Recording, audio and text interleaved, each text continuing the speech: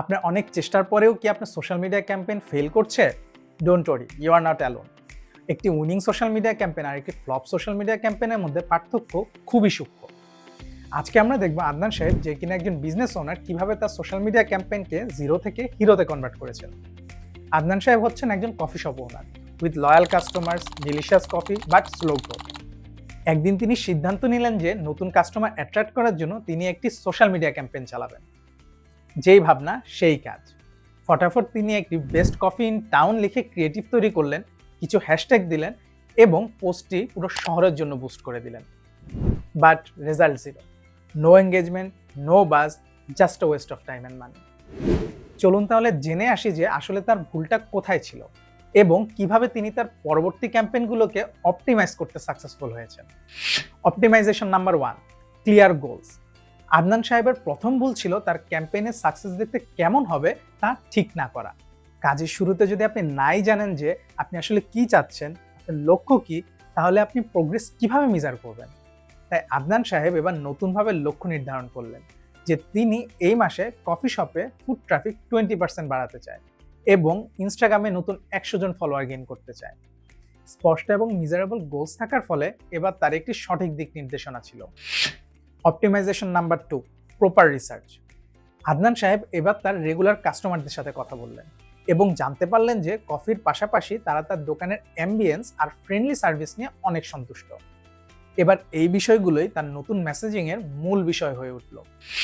Optimisation number 3, engaging content. Best coffee in টাউনের মতো generic পোস্টে কোনো এঙ্গেজমেন্ট হয় না। তাই আদনান সাহেব এবার তার কন্টেন্ট ইন্টারেস্টিং করার জন্য কফি মেকিং এর কিছু behind the scenes video share করলেন, কফি আর্ট চ্যালেঞ্জ দিলেন এবং 3 জন উইনারের জন্য ফ্রি কফি অ্যানাউন্স করলেন। আবার অডিয়েন্সের থেকে নতুন নতুন ফ্লেভারের সাজেশনস নেওয়ার জন্য পোলস ক্রিয়েট করলেন এবং ফার্স্ট টাইম ভিজিটরদের জন্য স্পেশাল ডিসকাউন্ট অফার করলেন।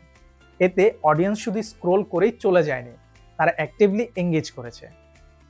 Optimisation number 4, paid ads.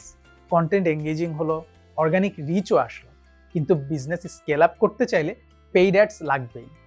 Adnan সাহেব এবার পেইড অ্যাডসের পিছনে একটু বেশি সময় দিলেন এবং প্রপার রিসার্চ করলেন। পুরো শহরের জন্য পোস্ট বুস্ট না করে তার কফি শপের আশেপাশে 5 কিলোমিটার এরিয়ার জন্য পোস্ট বুস্ট করলেন এবং অর্গানিক এঙ্গেজমেন্টের ইনসাইটস অনুযায়ী ইয়াং প্রফেশনালস এবং স্টুডেন্টসদের টার্গেট করলেন। এভাবেই তিনি তার অ্যাডভার্টাইজমেন্টকে মোর স্পেসিফিক অ্যান্ড ইফেক্টিভ করে তুলতে সক্ষম হয়েছেন। Optimization number 5, engage and measure. Adnan সাহেব এত কিছু করেও কিন্তু বসে থাকেনি। তিনি বিভিন্নভাবে অ্যাক্টিভলি তার অডিয়েন্সের সাথে সোশ্যাল মিডিয়াতে এঙ্গেজ করেছেন, যেমন রেগুলার কমেন্টসের উত্তর দেওয়া, উইকলি অডিয়েন্সের কোয়েরি অ্যাটেন্ড করা, অডিয়েন্সের রিলেভেন্ট পোস্টগুলো তার পেজ থেকে রিশেয়ার করা ইত্যাদি। এর পাশাপাশি তিনি কোন অ্যাডভার্টাইজমেন্টটি ভালো কাজ করছে তা ট্র্যাক করেছেন এবং অ্যানালাইসিস করেছেন।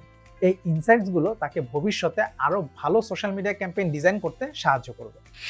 আদনান সাহেবের নতুন ক্যাম্পেইনটি শুধুমাত্র তার লক্ষ্যই পূরণ করেনি, বরং তা ছাড়িয়ে গিয়েছে। তিনি 150-এরও বেশি নতুন ইনস্টাগ্রাম ফলোয়ার পেয়েছেন, ফুড ট্রাফিক 35% বৃদ্ধি পেয়েছে এবং এমন একটি বাজ ক্রিয়েট হয়েছে যা তার রিপিট কাস্টমার রেটও অনেক ইনক্রিজ করেছে। একটি সাকসেসফুল ক্যাম্পেইন শুধু একবারের চেষ্টাতেই তৈরি হয় না, বরং তা ধারাবাহিকভাবে ইমপ্রুভ করতে হয়। সো আপনি যদি আপনার বিজনেসকে ভালোবাসেন, তাহলে next time social media campaign design করার সময় এই বিষয়গুলো অবশ্যই খেয়াল রাখবেন। আর এখন পর্যন্ত কি কি চ্যালেঞ্জ ফেস করেছেন তা আমার সাথে শেয়ার করুন। Until next time, let's connect and collaborate in the comments. সবাই ভালো থাকবেন।